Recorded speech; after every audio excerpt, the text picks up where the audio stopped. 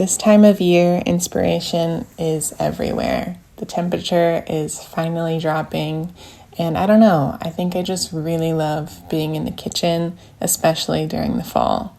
But something that I don't love about the fall is the classic cold and flu season. This vlog actually turned into a few sick days in a row. This first day filming, I was feeling a little under the weather, but I pushed through to prep bread and prep broth and different things, but I wanted to take you along the way as I end up feeling worse and making some elderberry syrup and getting through this little cold that I had. Lately, I've been experimenting with different ratios of flour, and actually I'm getting a bread mill soon, and I'm really excited to start grinding my own wheat berries and experimenting that way. But this bread, as you might be able to tell, is a little bit of whole wheat flour. I always just use all-purpose flour. I found that it produces a really nice loaf. You don't have to do bread flour.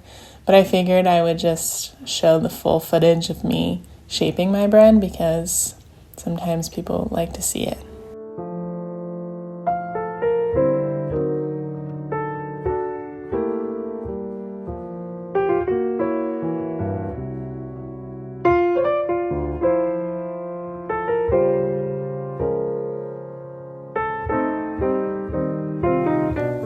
I've been experimenting in the kitchen and enjoying just learning different things for maybe about a year now, so I'm really continuing to learn. There's no way that I am even close to where I want to be, but something that I've learned along the way is that for me personally, I like just learning one thing at a time, just committing to, for example, okay, let's do this one sourdough recipe and do it over and over again until if I feel really confident in it and I don't have to keep looking back at the recipe.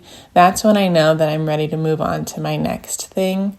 Sometimes I can be so eager to start something that I find it to be easier to just not finish all of the projects.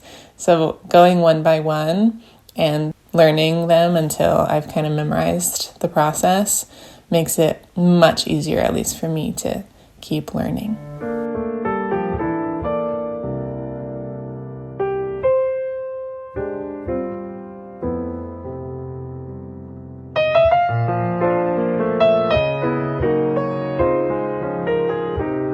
A little hack for soup season that I have come to love is getting a whole chicken, and I like to roast it in the oven, and that way I have chicken meat in the fridge, almost kind of like a rotisserie chicken, but homemade, so that I can throw it in something like chicken noodle soup or white chicken chili or, different soups. And for me, that makes it a lot easier to commit to making something like soup. But now that it's getting cooler out and we're feeling under the weather, I don't know, soup is just so nourishing and really easy to make. You can really just throw any kind of fat with sauteed vegetables, onion, garlic, celery, carrots. I'm making my classic chicken noodle soup, of course. I have heard that making your own noodles isn't very hard, but today I was, like I said, not feeling super energetic, feeling a little under the weather, so I just thought that I would stick to the basics. So now I'm just serving us up some hot chicken noodle soup with some fresh bread, and it is so nourishing and delicious.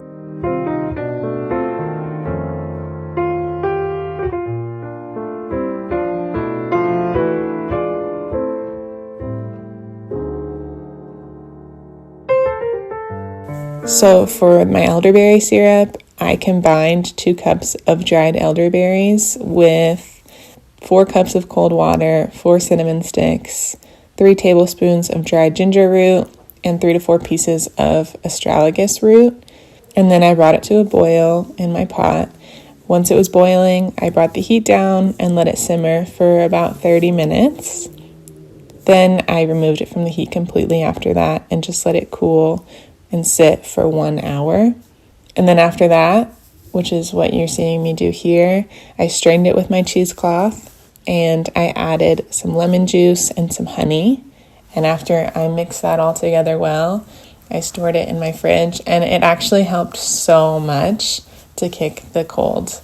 I highly recommend making your own because all of these ingredients cost me about $10 from my local health store, and it's an inexpensive remedy to something that I feel like in some ways is just inevitable. All right, this is the next morning. I woke up craving a pumpkin spice latte. We recently invested in an espresso machine, which I'm thrilled about, but I'm still learning how to make my favorite lattes from the store at home. And so I followed this simple recipe and made my own pumpkin spice latte. The recipe was really simple, just a can of pumpkin, some brown sugar, maple syrup, and spices like cinnamon, nutmeg, pumpkin pie spice, and simmered that all down together with a little bit of vanilla and salt.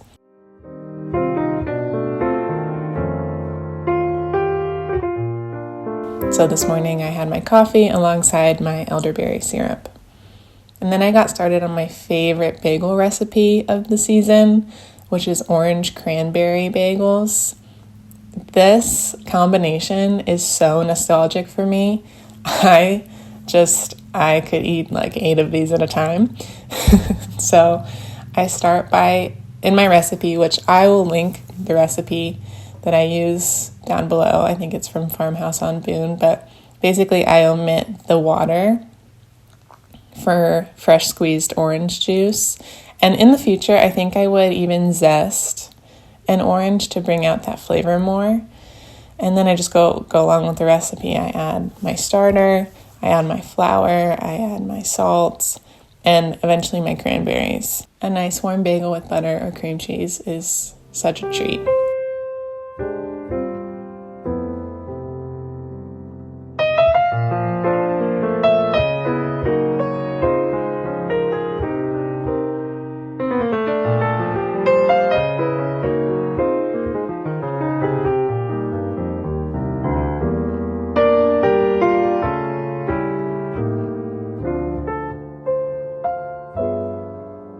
So now I'm preparing dinner.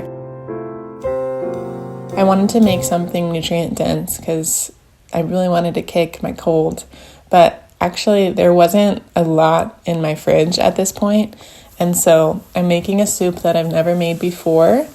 It was a lentil bacon soup, and it was so good. And so I started off by just frying up some bacon and then removing the bacon and sauteing my vegetables. Again, carrots, celery, onion, garlic. You can't go wrong with that core 4 in the bacon fat.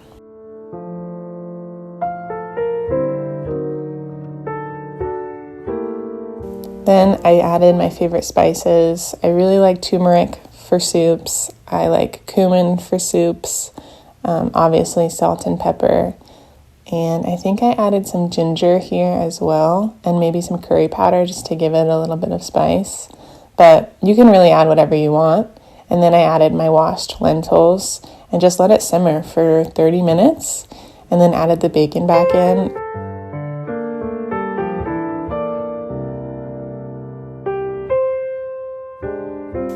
So we were having people over this night.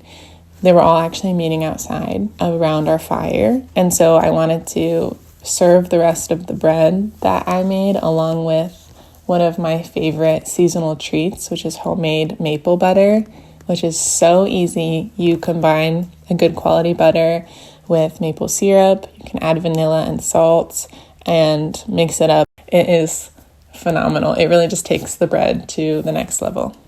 So this is the next morning. So I've been with you now for 3 days, and this is the time when I shape and bake my bagels. These are the orange cranberry sourdough bagels.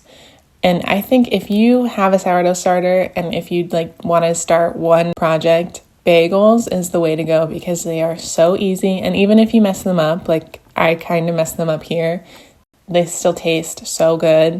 Really, all you do is the night before, you mix the ingredients together in your mixer, you let it rise overnight, and in the morning, boom, you have your bagels, you shape them, you let them rise again, and then you're ready to boil them and bake them. And there is nothing like the smell of warm bagels coming out of the oven. I grew up in New York, and so I have a special place in my heart for good bagels.